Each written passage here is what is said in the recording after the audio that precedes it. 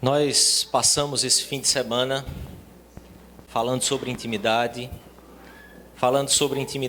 uns com os outros, intimidade no casamento, e vimos também sobre uma intimidade que todo ser humano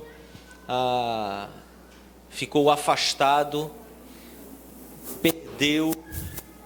Todo ser humano precisa, todo ser humano sente falta, que é da intimidade com Deus. O ser humano foi criado para se relacionar com Deus que o criou em amor, em intimidade, numa relação plena, uma relação eterna.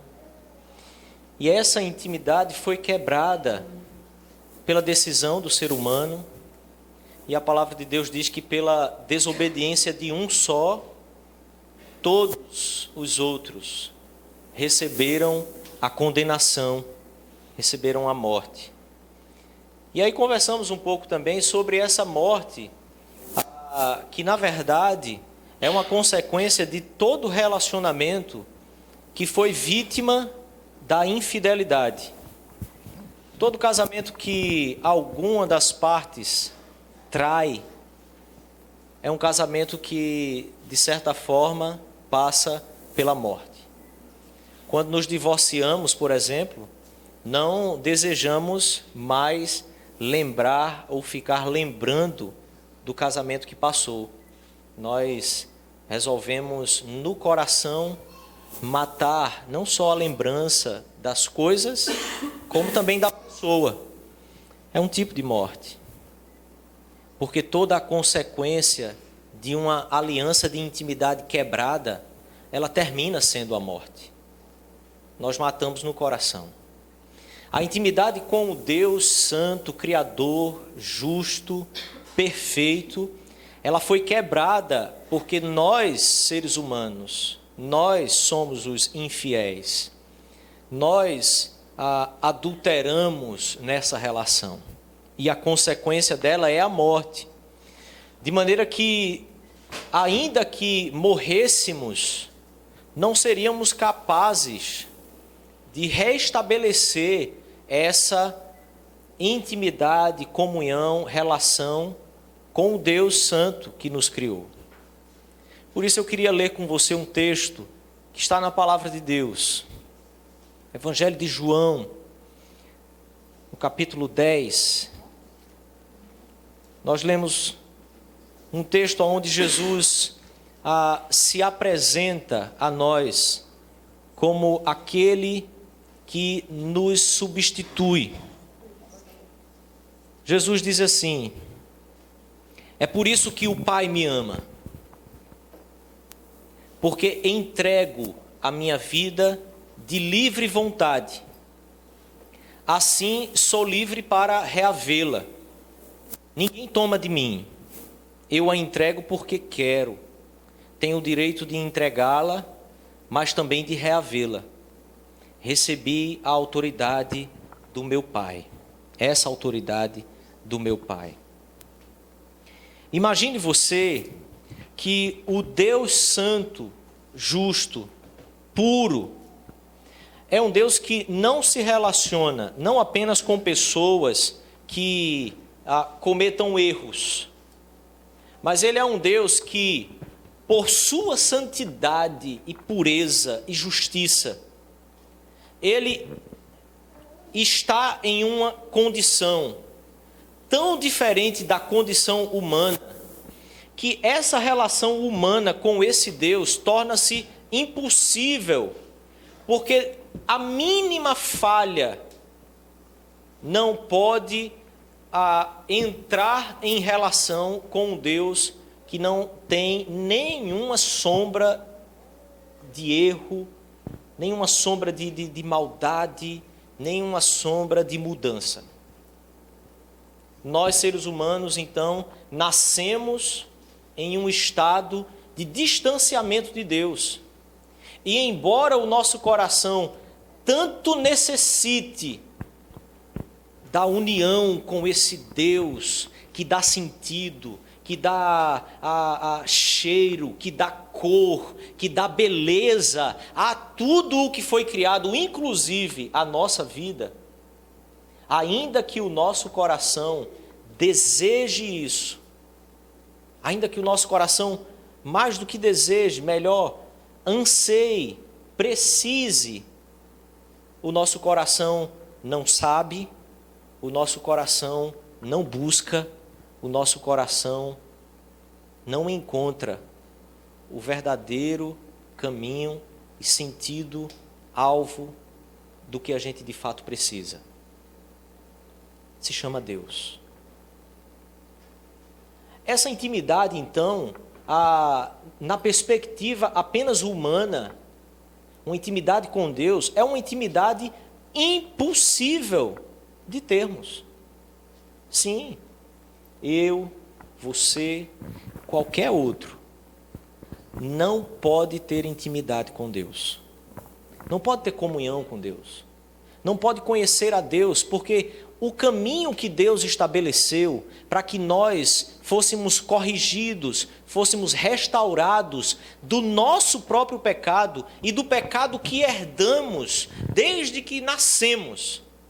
O caminho foi que alguém tinha que pagar pela injustiça, pela traição, pelo adultério na relação com esse Deus. Nós recebemos do Pai, recebemos de Deus o único caminho, o caminho da substituição. A intimidade, a comunhão, a paz, o amor, a relação que o homem pode ter com Deus é a relação por meio da substituição. Essa intimidade, o desejo pela liberdade, pela paz, pela comunhão plena com o Eterno, só pela substituição do Filho é que pode chegar à nossa vida. Jesus diz que Ele entregou a vida.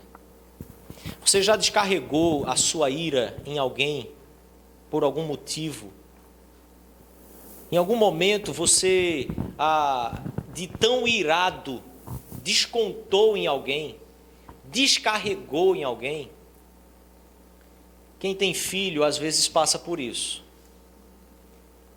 Quem de nós, filhos, nunca encontramos os nossos pais em um dia ruim, e mesmo que assim, sem ter nada a ver, não, que talvez sempre temos um pouco de participação, né? Mas sem ter muito a ver com a história, nós terminamos recebendo uma ira que estava ali por algum motivo, e simplesmente recebemos e sofremos as consequências. Quem nunca se irou com alguém que cometeu injustiça contra você, com alguém que traiu você? Você já se sentiu traído por alguém? Você já se sentiu assim, apunhalado pelas costas? O fato é que o que a Bíblia nos ensina é de que Deus é um Deus que não simplesmente deixa para lá o erro e a maldade humana, mas Deus descarregou a sua ira sobre o Filho dele. Aí você pode pensar assim, será que então Deus, como nós, num dia mau, resolveu descarregar a ira no Filho? O texto que nós lemos nos mostra que não apenas o amor do Pai, mas o amor do Filho também, pelo ser humano que Ele criou. O Filho diz, eu mesmo entrego a minha vida. Eu mesmo a dou. E darei no lugar de vocês e depois vou reavê-la, porque eu tenho o poder, a autoridade para isso, e isso o meu Pai me deu. Em outras palavras, querido, havia uma justiça que precisava ser saciada. Havia uma justiça que precisava ser cumprida. E o que Deus realizou em Jesus Cristo é o ápice, o momento da história em que a minha vida e a sua vida pode ser completamente transformada. É o momento em que eu e você entendemos que ainda que nós fôssemos até a morte para pagar os nossos pecados, nada seria suficiente para isso.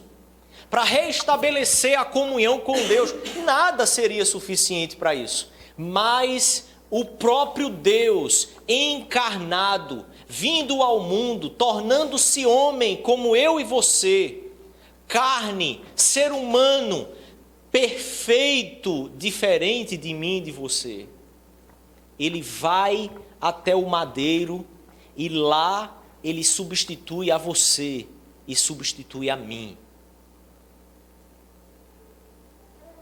A intimidade pela substituição é o único caminho da raça humana, do ser humano, poder ter a intimidade, a comunhão novamente restabelecida com Deus.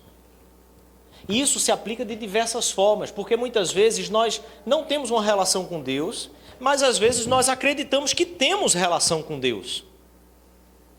Só que, de um lado, nós não temos a relação e não estamos preocupados com isso. E quando preocupamos, quando atentamos para isso, nós queremos muitas vezes fazer da nossa própria vida o caminho pelo qual Deus vai me aceitar. Só que não precisa de tempo suficiente para simplesmente constatarmos que não somos dignos, não somos perfeitos e os erros estão nos acompanhando todos os dias.